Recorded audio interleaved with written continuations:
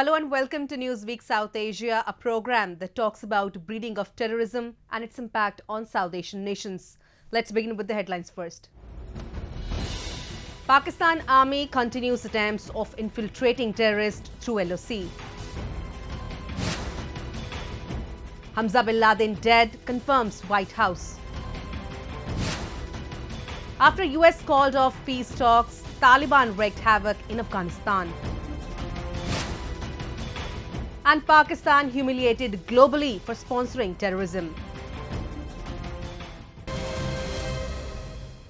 A latest report by Indian External Ministry reveals that over a dozen Kashmiri civilians have died in more than 2,000 cases of ceasefire violations by Pakistan this year. All ceasefire violations by Pakistan at the line of control are unprovoked and are carried out with a single agenda of infiltrating terrorists into Jammu and Kashmir. Today, Pakistan stands exposed even more than before as its infiltration attempts at the LOC have increased significantly. A report. Pakistan has attempted to push nearly 60 terrorists into Kashmir since the abrogation of Article 370. Its army is using latent routes to infiltrate terrorists into India, which is being supported through continuous ceasefire violations along the LOC by Pakistan Army. According to a latest Indian External Ministry report, there have been a total of 2,050 unprovoked ceasefire violations by Pakistan Army in 2019, in which the ministry said 21 Indians lost their lives. In the tactics of infiltration, what the terrorists actually do is that this is done in close collaboration with the army. Army sends its guides to pick up these terrorists from within Pakistan or within POK and bring them to the forward posts. And in the forward posts, there are hides constructed for these chaps to come, spend a couple of days and wait for an opportunity to cross over the line of control. And in the process of crossing over the line of control, the procedure adopted is firstly, the Pakistan Army Regular Forces will carry out firing on the Indian posts, automatic machine gun fire, quite heavy volume of fire, so that the Indians, their heads are kept down, they have to take shelter. And then they also put dummy people to create a situation to draw the attention of the Indian defenders in a particular sector. And then attempt the infiltration from another sector. So that is the tactics they use. And of course, over the years, we are fully aware of the Pakistan tactics of infiltration of terrorists, and we take the precautions. So apparently, this was one of those attempts that the Pakistan Army was using to send terrorists into India, and the Indians have foiled that attempt. Indian Army released the latest video of Pakistan-backed infiltration attempt this week. The video shows a failed infiltration attempt by a squad of Pakistan's border action team along the LOC. In the about 2-minute video, at least 4 bodies could be seen, which the army sources said were of Pakistani intruders. According to Indian army sources, Pakistan attempted infiltration in the same area on intervening night of September 11 to 12 and September 12 to 13th. The then army commanders categorically stated that Pakistan is trying to do huge amount of infiltration in Jammu and Kashmir, and every time when they make an attempt to infiltrate, we are absolutely mowing the infiltrators down. But now what they've started using the civilians of POK as cannon fodder, as a dhal, as a shield. Behind that shield are the infiltrators, so that initially when we open fire, it is the civilians who get killed, and the Pakistani infiltrators then turn back and run away. So this is cowardice of the ultimate variety. Using civilians as a shield or cannon forward is something that a military never does.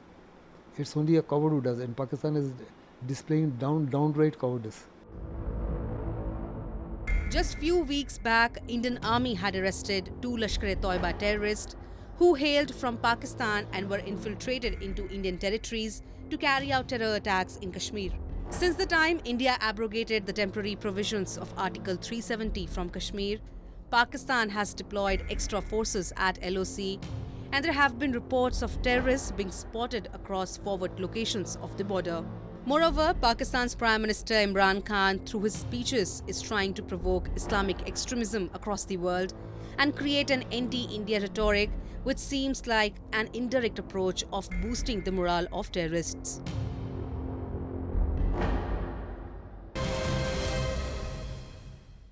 This week, the White House confirmed the death of Hamza Bin Laden in a US counter-terrorism operation in the Afghanistan-Pakistan region. Hamza was the son of slain Al-Qaeda leader Osama Bin Laden. Designated as a global terrorist by the US 2 years ago, Hamza was seen as an emerging leader of Al-Qaeda until he got killed in the US-led counter-terrorism operation. We bring you a report.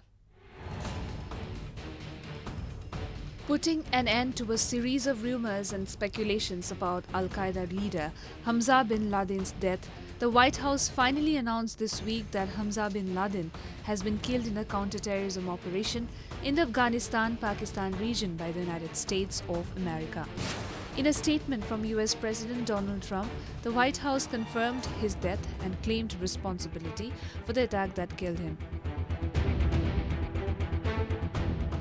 Killing of Osama bin Laden's son is a clear indication of the fact that now America is serious. America couldn't care less about the role of Taliban. America is not going to give a lot of importance to Pakistan initiative and Pakistan trying to trap America into a network.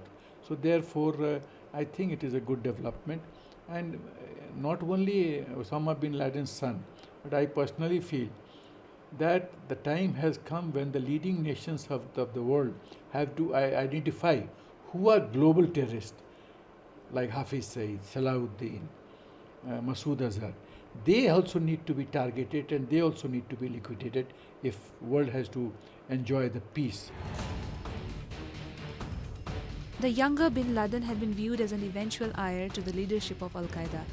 The group's current leader, Ayman al-Zawahiri, had praised him in a 2015 video that appeared on jihadi websites, calling him a lion from the den of Al-Qaeda. He was named a specially designated global terrorist in January 2017. Later, he had released audio and video messages calling for attacks against the US and its allies. To mark one 9/11 anniversary, Al-Qaeda superimposed a childhood photo of him over a photo of the World Trade Center.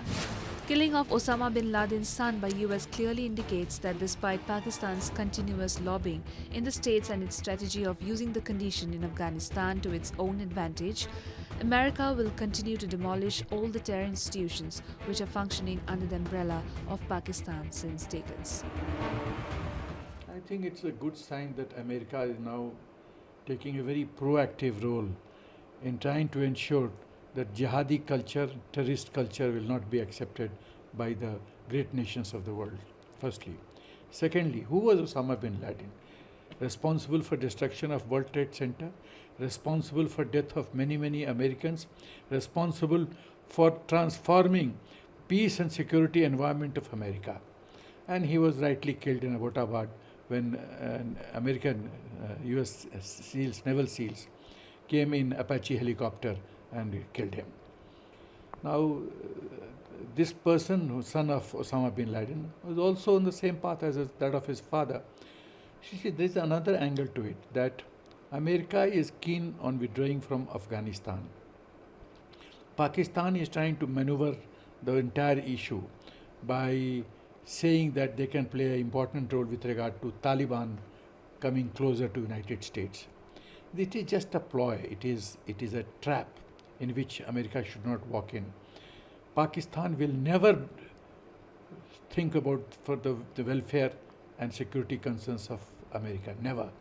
They will only try to maneuver and lure America into such a position where they are able to extract maximum from America in terms of financial aid and diplomatic support. The statement issued in President Donald Trump's name gave no details about time, place or technique used for killing the heir of Osama bin Laden. The US government had announced a reward of $1 million in February this year for any information leading to his arrest. Hamza's father, Osama Bin Laden, was living in Afghanistan since 1996, from where he had declared a war against the United States of America. During his active years, Osama enjoyed the patronage of Pakistan's army and its notorious spy agency, ISI, that was supporting him in all his terror endeavors in Afghanistan and outside.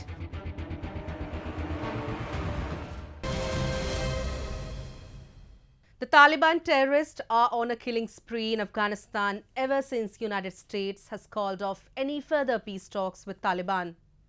A slew of suicide bomb blasts are being witnessed all over the country, killing dozens of security personnel and civilians. The Taliban terrorists have continued to carry out near daily attacks with presidential elections due at the end of the month. We have a report. In the wake of collapsed peace talks with the United States and just over a week before Afghanistan's presidential elections, Taliban suicide bombers killed at least 48 people in two separate attacks in Afghanistan. One of the deadliest among series of attacks carried out by Taliban terrorists in last 1 month, the suicide bomb blast in Charikar city of Parwan province killed 26 people and left over 42 others injured. As per the police chief of Parwan province, a motorcyclist detonated a suicide bomb at a checkpoint leading to a rally where President Ashraf Ghani was addressing the public in central Parwan province. When the people were entering the police camp, an old man riding a motorcycle arrived on the highway and detonated his explosives, causing casualties. His dead body remains on the ground. Just over an hour later, another explosion went off in Kabul, near the Green Zone where the Defense Ministry, US Embassy and NATO headquarters are located. The suicide bomb blast killed 22 people and left 38 others wounded. I was waiting at the entrance of the recruitment center when a man approached me and said, "Let me get inside." I was standing behind two men in the line when suddenly a blast occurred. In a statement claiming responsibility for both the blasts, Taliban spokesman Zabihullah Mujahid said the attack near Ghani's rally was deliberately aimed at disrupting elections scheduled for 28 September. We already warned people not to attend election rallies. If they suffer any losses, that is their own responsibility. Ghani, who was speaking to his supporters at the time of the explosion, remained unhurt and later condemned the attack, saying the incident proved the Taliban had no real interest in reconciliation. As the Taliban continue their crimes, they once again prove that they are not interested in peace and stability in Afghanistan. After killing more than 48 civilians in Parwan and Kabul, a Taliban suicide bomber, along with two gunmen, attacked a government's electronic identification registration center in Jalalabad, killing 2 civilians and leaving many injured. A day later, at least 20 people were killed and over 90 others suffered injuries in a truck explosion detonated by a Taliban suicide bomber near Kandahar Hospital in Kalat city of Afghanistan's Zabul province. کار میکاوی حالت می وظیفه ده از دیجیو دفتر سدی دی شپخانه دی څنګه سره چې د سهار شپږ نیمې بجې وي د پټاو وشو ولا درک معلوم نشو د کومه لار راغلی په کومه باندې پټاو شو او د شپخانه خو یو مخه واره شوه موږ دفتر هم نیمه ونړېدې د چتونه او دیوالونه ټول چپه کړ او موږ خپله په دفتر کې زموږ همکاران شو یو زخمی شو یو بل وغایم راوړی دلته چې کندهار چینی شپخانې ته راوړی دی نور حال نه لرم څوک مړي دي څوک نه دي او زخمیان ډېر وو بیخي بیا د ډېر زخمی. Ever since US officials have withdrawn from any further peace negotiations with Taliban, the number of attacks in Afghanistan has spiked. In just a week, Taliban terrorists have caused a large number of casualties among civilians and security forces in Afghanistan. Meanwhile, Pakistan Prime Minister Imran Khan, gauging an opportunity to rework its agenda of establishing Pak-backed Taliban regime in Afghanistan, had announced to address UN General Assembly on reviving US-Taliban peace talks. While attending a ceremony at Pakistan's Tokram border crossing, he said, I assure you that we will use full force so that these dialogues proceed further. It is unfortunate that these peace talks were suspended.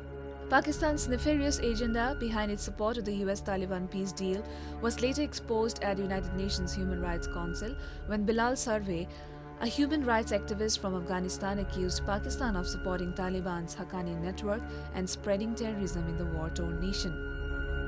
President, Pakistan's army and its intelligence services provide institutional support to terrorist groups in Afghanistan. The support includes military-grade explosives, training and sanctuaries. In major Pakistani cities, there are madrasas where fighters are trained, recruited, and hate speeches against Afghanistan and its international partners are prevalent. Funding is publicly raised in the name of jihad or holy war.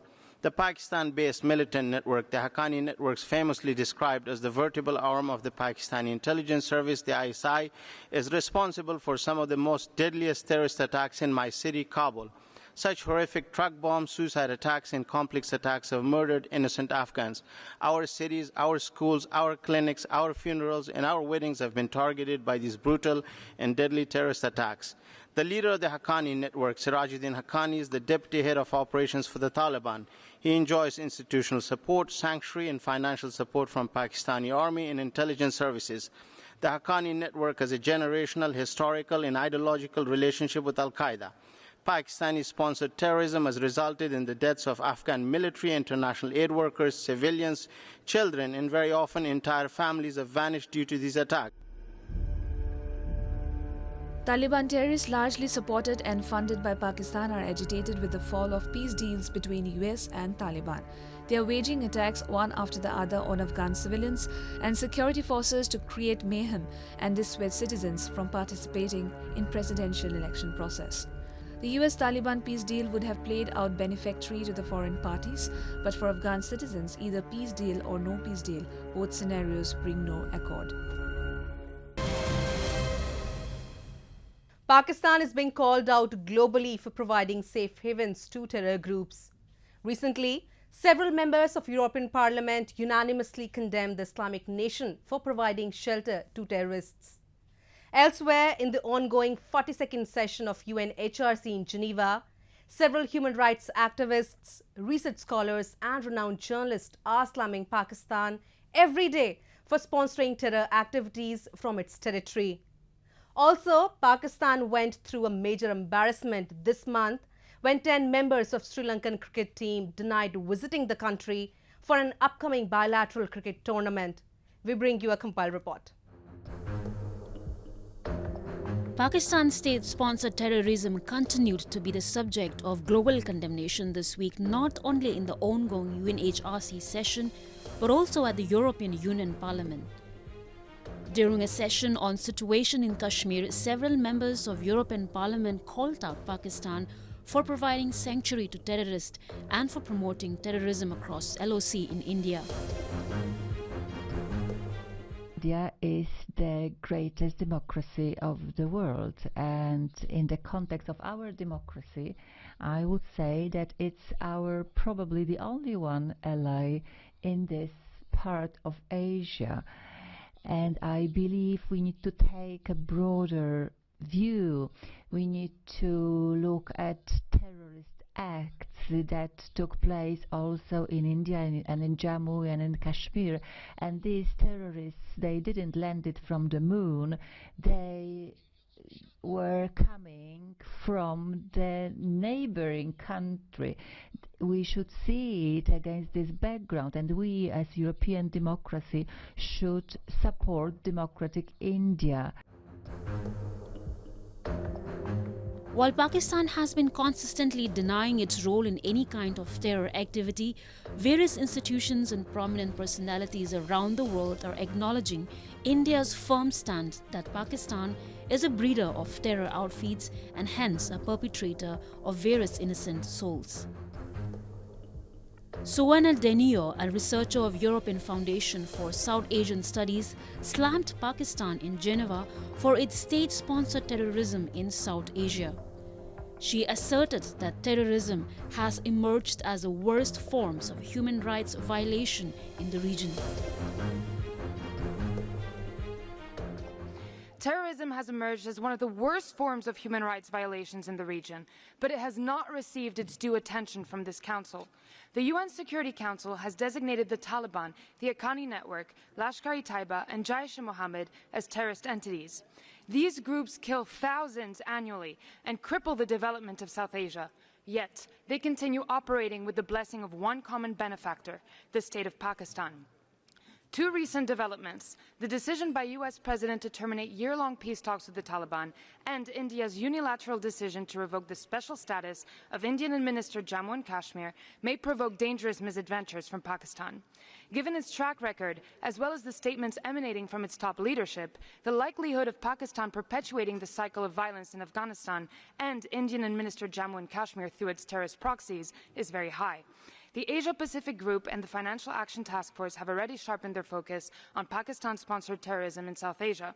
Madam Vice President, I call upon this Council to do the same. Apart from diplomatic fronts, Pakistan has also received a major blow from sports arena as 10 Sri Lankan cricket players denied going to Pakistan for an upcoming bilateral cricket match between the two nations. The Sri Lankan team members, including captain Dimwood Karunaratne and veteran Lasith Malinga and Angelo Matthews, have opted out of the upcoming tour of Pakistan over security concerns. They fear another terrorist attack on the team, which is quite obvious as the Sri Lankan cricket team has already suffered through a dreaded terrorist attack in the year 2009 on its tour to Pakistan. Pakistan cricket suffered a huge blow on March 3, 2009 when a group of terrorists attacked the Sri Lankan team bus and a minivan carrying officials near the Gaddafi Stadium in Lahore. In April 2009, Pakistan was dropped as a co-host of the 2011 World Cup. In May 2015, Zimbabwe became the first team to play an international fixture in Pakistan, but the tournament scared the Zimbabwe cricket team as a suicide bomber blew himself up outside the stadium where an ODI match was being played between the host and Zimbabwe. Time and again, Islamabad has suffered through major humiliations for being a terror hub. The embarrassments have not only come in global politics but also in sports, especially cricket.